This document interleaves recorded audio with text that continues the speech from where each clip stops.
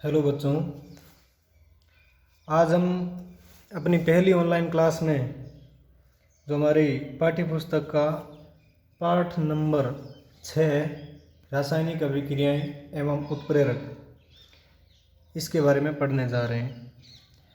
अब देखो, रासायनिक अभिक्रियाएं, वैसे रासायनिक अभिक्रियाएं हमारे जो दैनिक जीवन है उसके अंदर चलती रहती है।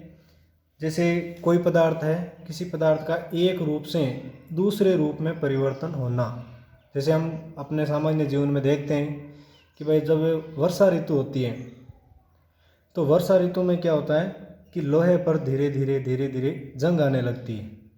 तो लोहा क्या एक प्रकार से कोई पदार्थ है और उसमें क्या हो रहा है, धीरे धीरे कोई परिवर्तन हो रहा है। और ऐसी बहुत सी घटनाएं होती हैं जो हमारे दैनिक जीवन के अंदर घटित होती है, जिसमें कि पदार्थ है वो अपने एक रूप से दूसरे रूप में परिवर्तित हो जाते हैं।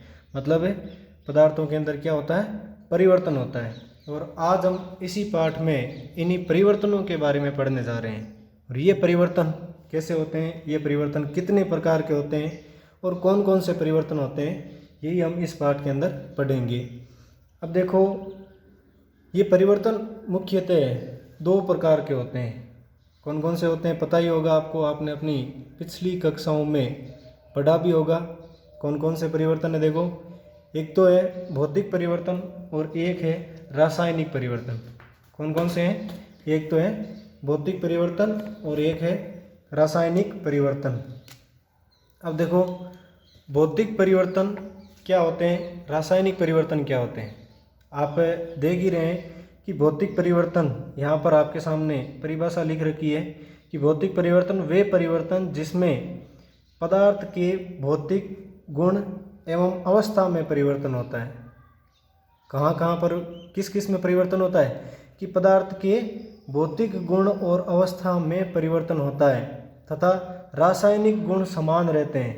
रासायनिक गुण समान का मतलब रासायनिक गुणों में यहाँ पर कोई परिवर्तन नहीं हो रहा है, केवल और केवल किस में चेंज हो रहा है, भौतिक गुणों के अंदर और उसकी अवस्था के अंदर। अब देखो, भौतिक गुण कौन कौन से होते हैं।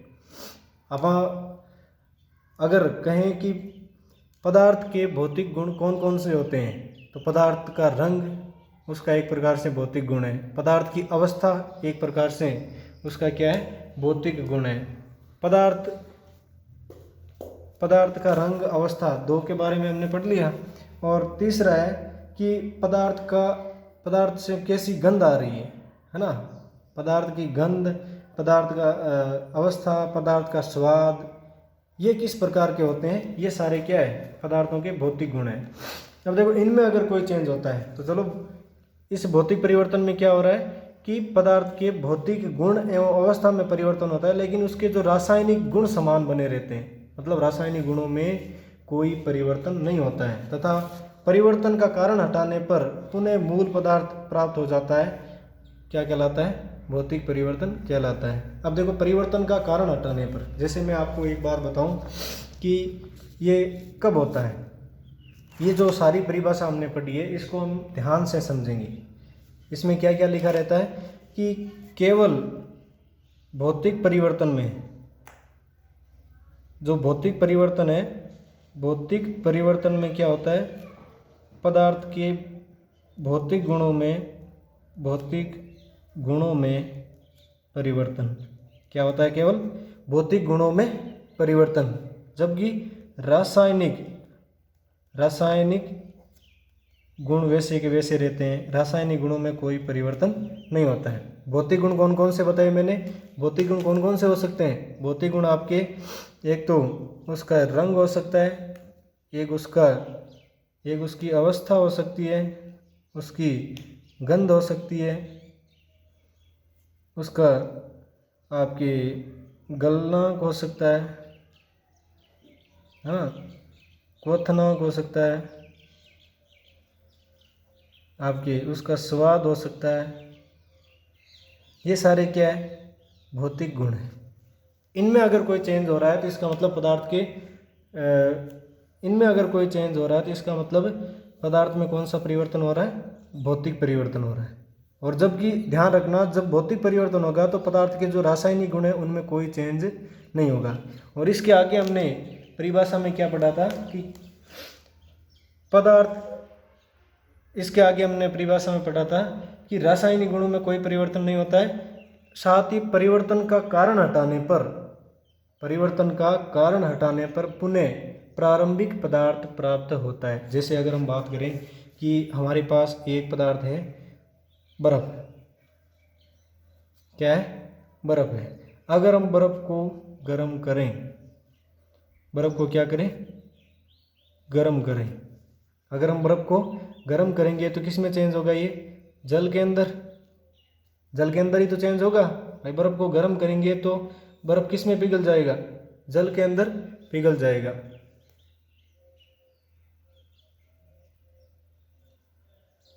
हाँ सॉरी, थोड़ा सा मिस्टेक हो गया था। बर्फ है, उसको अगर हम गर्म करेंगे तो किस में चेंज होगा, जल के अंदर। अब देखो अगर हम बात करें कि इसमें परिवर्तन का कारण क्या है, भाई बर्फ है वो जल के अंदर क्यों परिवर्तित हो रहा है, क्यों हो रहा है, क्योंकि हम क्या कर रहे हैं, इसको गर्म कर रहे हैं। समझ में आ रहा है, परिवर्तन का कारण क्या है यहाँ पर, एक गर्म करना। अगर हम इसके परिवर्तन को कारण, इस कारण को हटा दें, हटा दें का मतलब इसका जस्ट उल्टा कर दें। अगर हम जल को ठंडा करें, क्या करें, ठंडा करें, तो वो बर्फ में चेंज हो जाएगा।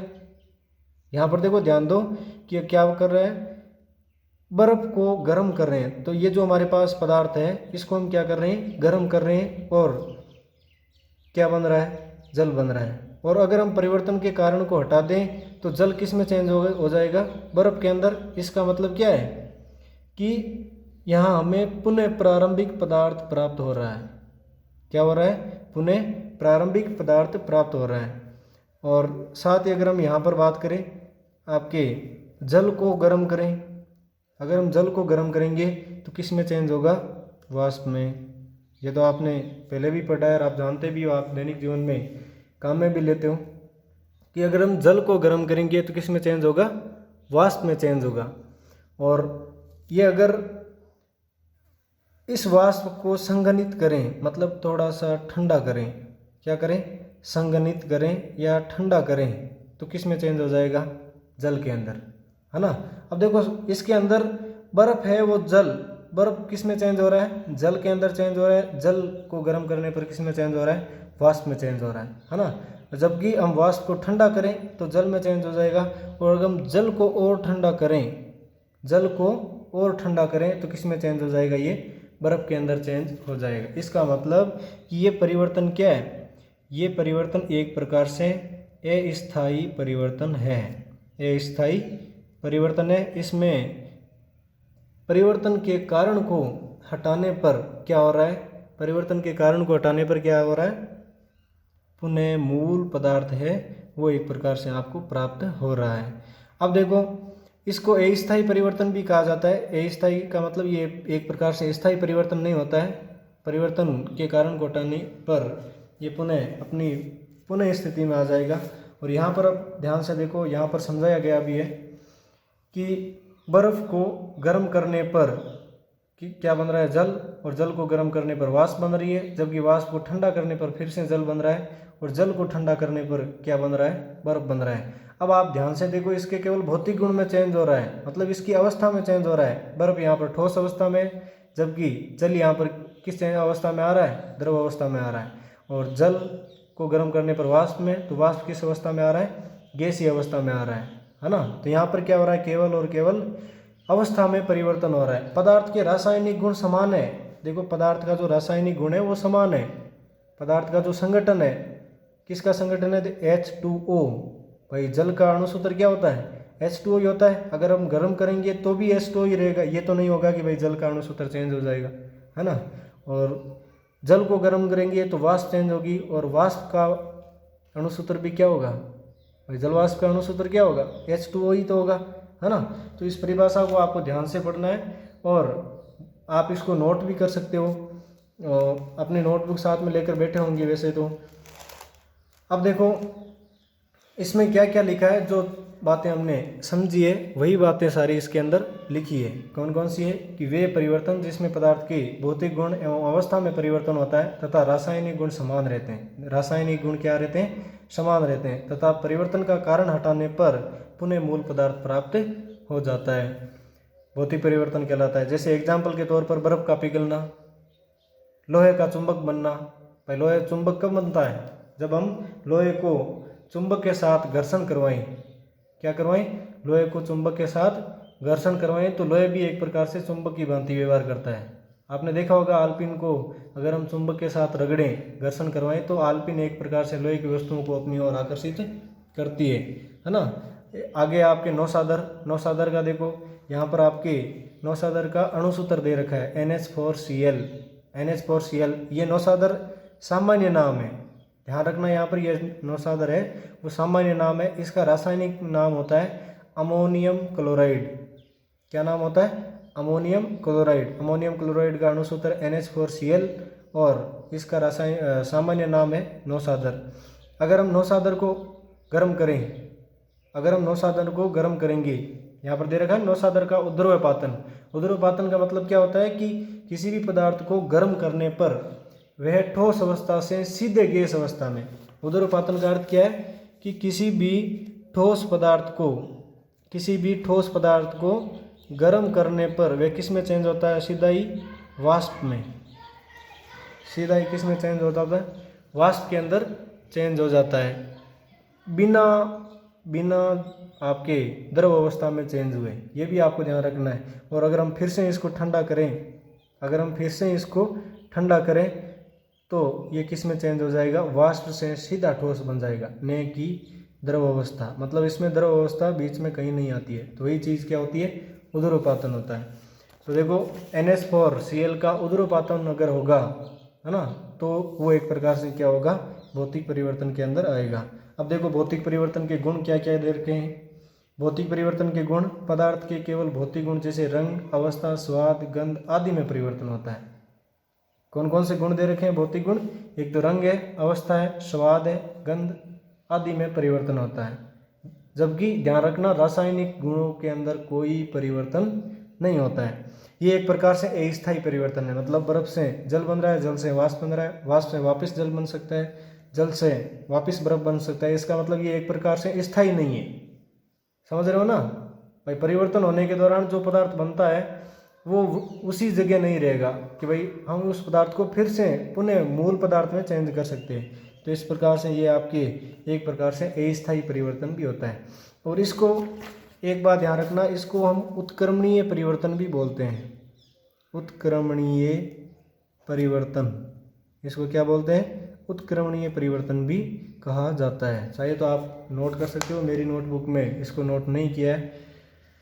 इसके साथ ही परिवर्तन का कारण हटाने पर पुनः प्रारंभिक पदार्थ प्राप्त होता है। तो इस टॉपिक को तो आप अच्छे से समझ गए होंगे। इसमें नए पदार्थ का निर्माण नहीं होता है। देखो ये भी आपका एक प्रकार से जल है ना, ये भी क्या है?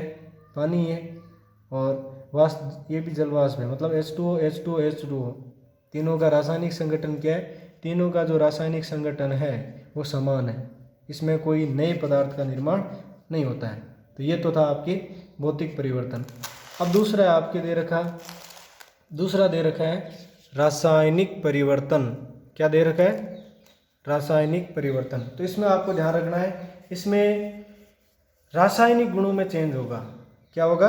रासायनिक गुणों में चेंज होगा। सबसे पहले देखो इसकी परिभाषा पढ़ो कि वे परिवर्तन जिसमें पदार्थ के रासायनिक गुण तथा संगठन में परिवर्तन होता है तथा नए पदार्थ का निर्माण होता है। परिवर्तन का कारण हटाने पर पुनः प्रारंभिक पदार्थ प्राप्त नहीं होता है, रासायनिक परिवर्तन कहलाता है। इससे भौतिक परिवर्तन से आपकी ये जो भौतिक परिवर्तन की परिभाषा है इससे जस्ट उल्टी है। भौतिक परिवर्तन में क्या हो रहा था कि इसमें पदार्थ के भौतिक गुणों में परिवर्तन हो रहा था, जबकि रासायनिक गुण क्या है? समान बने रहते हैं। मतलब परिवर्तन रासायनिक गुणों में नहीं होता है ना। जबकि इसमें परिवर्तन का कारण हटाने पर आपके पुनः मूल पदार्थ है वो प्राप्त हो रहा था, जबकि इसमें परिवर्तन का कारण हटाने पर पुनः मूल पदार्थ प्राप्त नहीं होता है, रासायनिक परिवर्तन कहलाता है। जैसे कि इसमें कोयले को जलाने पर CO2 का बनना, ये एक प्रकार से एग्जाम्पल है कि जब हम लकड़ी को जलाएंगे, जैसे ये हमारे पास लकड़ी है, इसको हम क्या कर रहे हैं? जला रहे हैं। इसको हम जला रहे हैं तो क्या बनेगी? राख बन रही है। क्या बन रही है? राख बन रही है ना, लकड़ी को जलाने पर क्या बनेगी, राख बनेगी। क्या हम राख से वापस लकड़ी बना सकते हैं क्या? भाई इस कारण को हटा करके क्या हम फिर से लकड़ी बना सकते हैं इस राख से? नहीं बना सकते ना, नहीं बना सकते। इसका मतलब क्या है कि हम परिवर्तन के कारण को हटा करके पुनः मूल पदार्थ है वो प्राप्त नहीं कर सकते हैं। और लकड़ी को जलाने पर देखो एक नया पदार्थ प्राप्त हो रहा है हमें। तो रासायनिक परिवर्तन में क्या होता है, एक नए पदार्थ की प्राप्ति होती है। देखो यहाँ पर आप देख सकते हो कि समीकरण दे रखी है C+O2। जैसे कोयले को जलाने पर, आपके कोयले वाला एग्जाम्पल दे रखा है, कोयले को जलाने पर कोयले के अंदर भारी मात्रा में कार्बन होता है, इसलिए हम कोयले की जगह क्या ले रहे हैं, कार्बन। और कोयले को जलाने पर किसी भी पदार्थ को अगर हम जलाएंगे, किसी भी पदार्थ को जलाएंगे तो हमें ऑक्सीजन की उपस्थिति होनी अति आवश्यक है। कोयले को जलाने पर किसका निर्माण हो रहा है, देखो C+O2, कार्बन के साथ ऑक्सीजन मिलेगी तो किसका निर्माण होगा, CO2,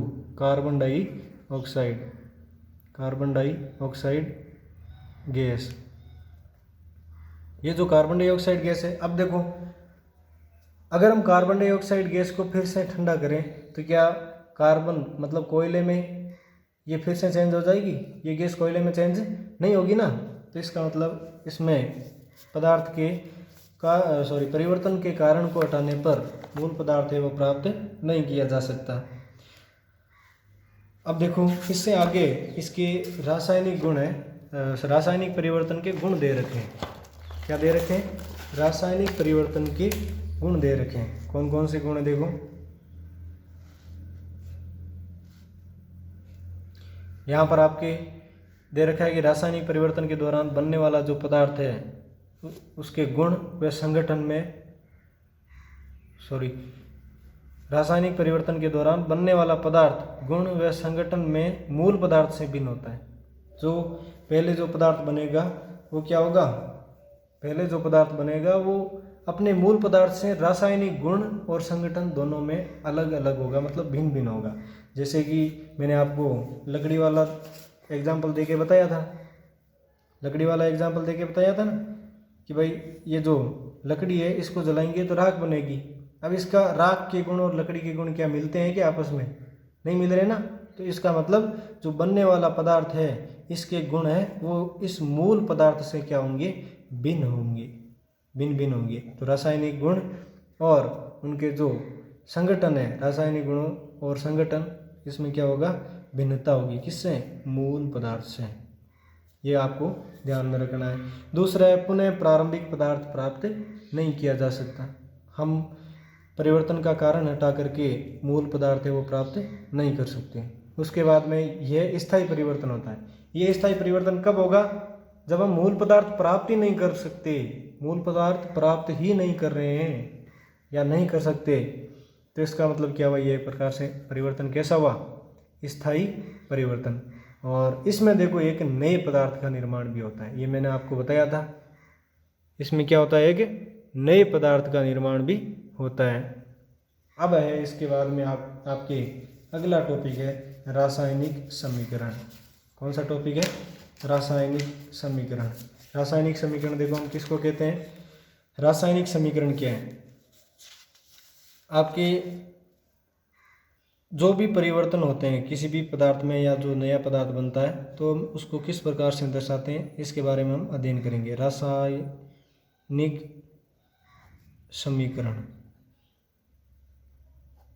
अब देखो हमारे सामने जो भी अभिक्रिया संपन्न हो रही है, तो अभिक्रिया जो संपन्न हो रही है और उस अभिक्रिया में कौन कौन से पदार्थ भाग ले रहे हैं और कौन कौन से पदार्थ नए बन रहे हैं, है ना। परिवर्तन के दौरान कौन कौन से पदार्थ भाग ले रहे हैं और कौन कौन से पदार्थ नए बन रहे हैं, उनको हम अणुसूत्र और प्रतीकों के माध्यम से प्रदर्शित करते हैं। कैसे, जैसे कि अगर हम हाइड्रोजन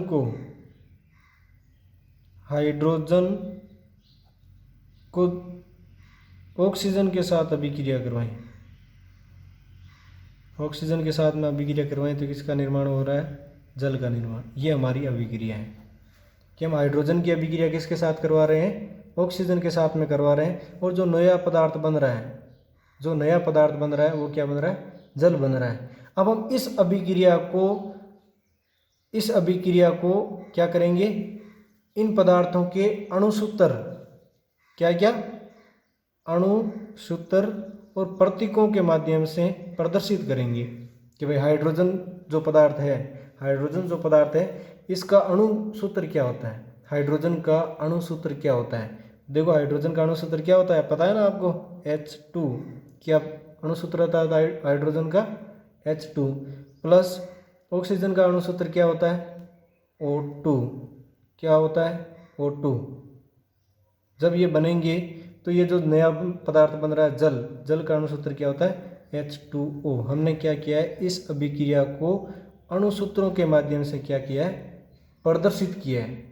अणुसूत्रों के माध्यम से क्या किया है, प्रदर्शित किया है। और इसी को हम क्या कहते हैं, ये जो हमने अणु और प्रतीकों का जो संयोजन दे रखा है इस बॉक्स के अंदर, इसी को हम क्या कहते हैं, रासायनिक समीकरण। क्या कहते हैं, रासायनिक समीकरण। देखो यहाँ पर आपकी परिभाषा दे रखी होगी कि किसी भी रासायनिक अभिक्रिया में पदार्थों को अणुसूत्रों एवं प्रतीकों के माध्यम से प्रदर्शित करना ही क्या कहलाता है, रासायनिक समीकरण। देखो एक बार फिर से पढ़ लेते हैं कि किसी भी रासायनिक अभिक्रिया में पदार्थों को अणुसूत्रों एवं प्रतीकों के माध्यम से प्रदर्शित करना ही क्या कहलाता है, आपके रासायनिक समीकरण। जैसा यहाँ पर मैंने आपको H2 प्लस O2 वाला मतलब हाइड्रोजन और ऑक्सीजन की अभिक्रिया करवाने पर जो जल का निर्माण हो रहा है इस समीकरण को मैंने आपको बना करके भी बताया था। अब देखो रासायनिक अभिक्रिया होती है ना, रासायनिक अभिक्रिया के अंदर जो पदार्थ भाग ले रहे हैं भाई, रासायनिक अभिक्रिया में जो पदार्थ भाग ले रहे हैं, कौन कौन से पदार्थ भाग ले रहे हैं, एक तो हाइड्रोजन ले रहा है और एक ऑक्सीजन ले रहा है। समझ रहे हो ना, इस अभिक्रिया में कौन कौन से पदार्थ भाग ले रहे हैं, एक तो हाइड्रोजन है और दूसरा है ऑक्सीजन। ये जो दोनों पदार्थ है हाइड्रोजन और ऑक्सीजन, देखो यहाँ पर ये जो दोनों पदार्थ है हाइड्रोजन और ऑक्सीजन जो अभिक्रिया में भाग ले रहे हैं, उसको तीर का जो निशान है, तीर का निशान है इसके बाईं तरफ लिखा जाता है। किस तरफ लिखा जाता है, बाईं तरफ लिखा जाता है। और जो तीर के निशान के बाईं तरफ जो लिखे जाते हैं, जिन पदार्थों को लिखा जाता है उनको कहा जाता है अभिकारक। क्या कहा जाता है, अभिकारक या क्रियाकारक। देखो अभिक्रिया में भाग लेने वाले पदार्थों को तीर के निशान के बाईं तरफ लिखा जाता है, बाईं तरफ लिखा जाता है, उनको क्या कहा जाता है, अभिकारक और क्रियाकारक। और साथ ही अभिक्रिया के दौरान बनने वाला जो पदार्थ है उसको तीर के निशान के दाईं तरफ लिखा जाता है। अभिक्रिया के दौरान बनने वाला जो नया पदार्थ है उसको तीर के निशान के किस तरफ लिखा जाता है, दाईं तरफ लिखा जाता है। और इसको हम क्या कहते हैं, इसको कहते हैं आपके उत्पाद या क्रियाफल। उत्पाद या क्रियाफल। देखो यहाँ पर आपकी परिभाषा भी दे रखी है। क्या परिभाषा दे रखी है या इसके बारे में क्या बता रखा है कि रासायनिक अभिक्रिया में भाग लेने वाले पदार्थों को तीर के निशान के बाईं तरफ लिखा जाता है तथा इसे क्या कहा जाता है, अभिकारक या क्रियाकारक कहा जाता है। और तीर के निशान के दाईं तरफ अभिक्रिया में बनने वाले पदार्थों को लिखा जाता है। किसको लिखा जाता है, तीर के निशान के दाईं तरफ किसको लिखा जाता है, अभिक्रिया के दौरान जो पदार्थ नया बन रहा है उसको लिखा जाता है। और उसको कहा क्या जाता है, उत्पाद या क्रियाफल। उसके बाद में आपके अगला टॉपिक आता है रासायनिक समीकरण को लिखने के चरण। रासायनिक समीकरण को लिखने के चरण ये हम पढ़ेंगे अगले वीडियो में। और आपको इसमें थोड़ा सा ध्यान देना है, जो बातें मैंने नोट कर रखी है वो बातें आपको भी नोट करनी है। जैसे यहाँ पर दे रखा है, भौतिक और रासायनिक परिवर्तन के बारे में, है ना भाई। सबसे पहले आपको अपनी जो नोटबुक है उसके अंदर ये रासायनिक अभिक्रियाएं एवं उत्प्रेरक के बारे में पाठ का नाम लिखना है, फिर ये जो हेडिंग डालनी है, और जो मैंने लिख रखे हैं वो आप वीडियो के बीच में भी लिख सकते हैं, वीडियो को फ्यूज करके मतलब वीडियो को रोक करके रख सकते हैं, लिख सकते हैं। और